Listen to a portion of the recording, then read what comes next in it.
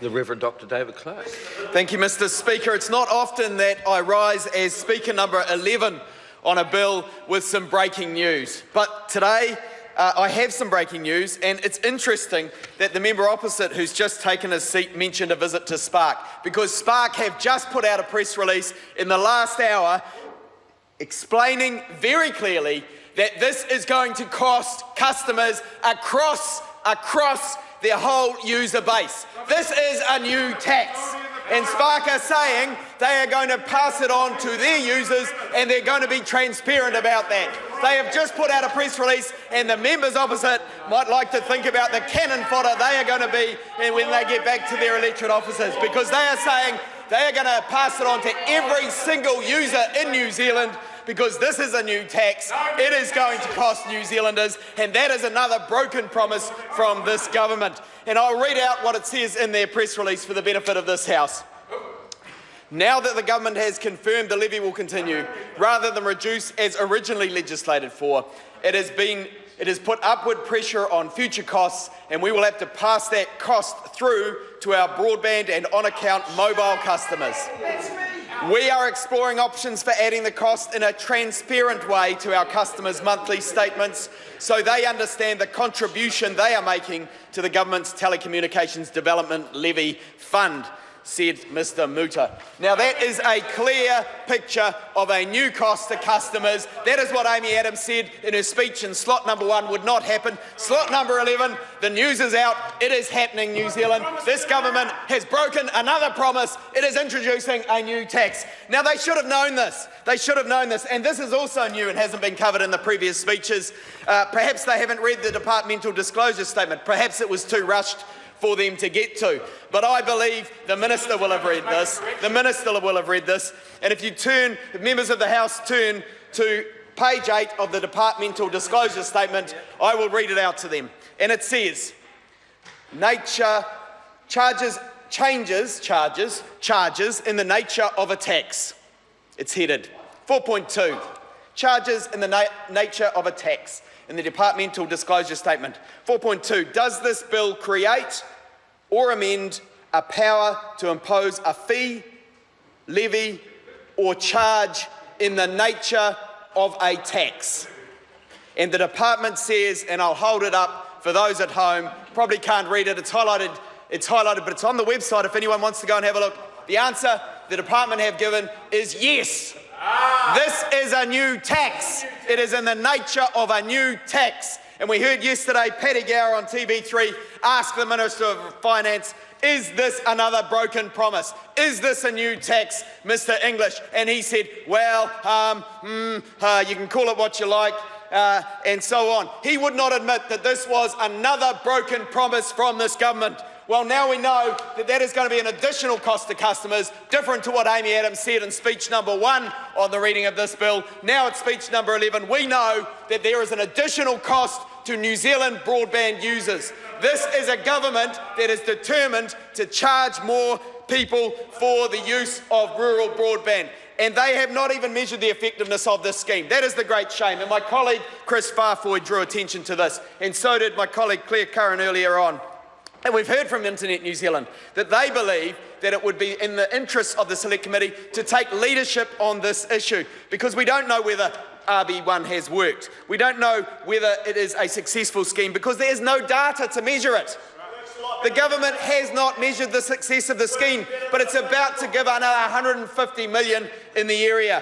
The spending currently on the scheme amounts to about $7,000, my colleague Claire Curran has calculated, for each and every household that has taken up the scheme. Hardly value for money. This is a government that is failing. It's scratching around. It doesn't have a long-term plan. It's trying to make it look like it's doing something. But we learned today there's a new charge, a new tax, and the government had been warned about it in the disclosure statements. The government knew this was a new tax, and they did nothing to stop it, despite promising to the electorate before the election that they would introduce no new taxes. Reminds us, of course, of the GST increase.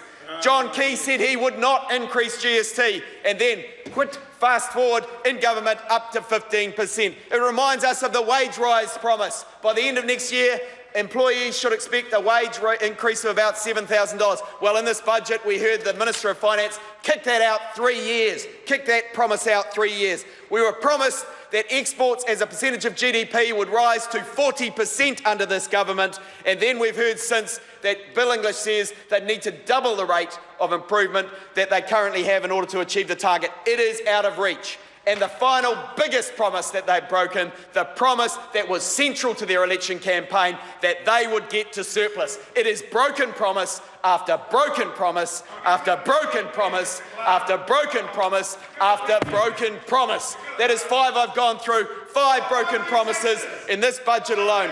This is a government that is out of touch with New Zealand, is now so arrogant that it thinks it can say to the electorate, we will not introduce new taxes, and then put them in straight away in their first budget after the election. This is a government out of touch and out of ideas. We will hold them to account on this side of the House. There's been a review called for, and MB says that there is no way they can measure whether this has been good value for money. They don't care what happens with New Zealanders' money anymore. They don't want the criticism. They don't want to know if it's not working, and we are being told by the companies using the system that it's not working. We're being told by the department it can't measure it. It's not good enough. Taxpayers deserve better.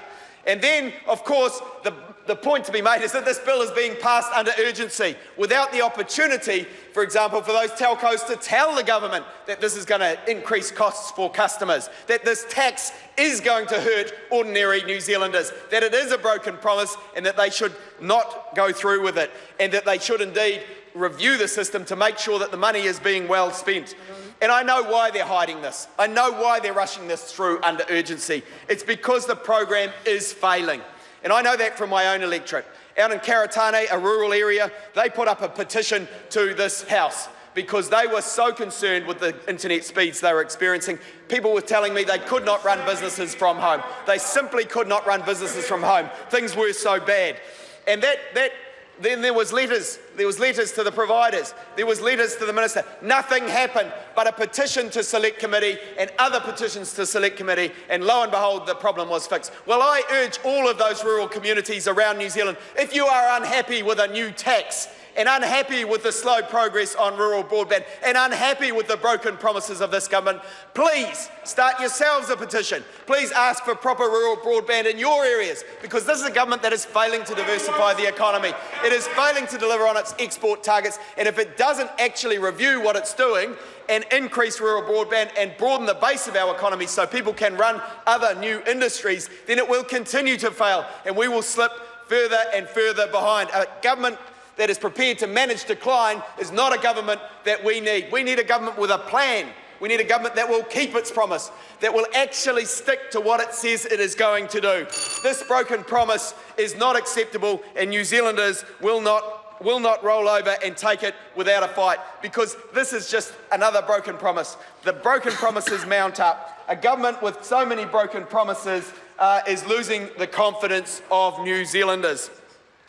So, Mr. Speaker, I ask New Zealanders to start their own petitions in those rural areas to petition any committee. Ask your local MP how you at home can start a petition that will be acceptable to Parliament and passed to a select committee for consideration, because this government needs to hear it. It is so out of touch. It does not even know what's going on, and it does not want to know what's going on. It will not launch an inquiry into what's happened. It's determined to spend more money without asking what's happening, without consulting stakeholders, to ram legislation through this House. And we've heard today, we've heard it now in the last hour, this levy, this tax, which the department says is in the nature of a tax, another broken promise, is going to be passed on directly to customers who are users of broadband, the very thing we need to be happening for our economy to broaden and get ahead. So they've broken their promises to grow jobs. They've broken their promises to lift wages. They've broken their promise not to introduce new taxes. They've broken their promise to get to surplus. This is a government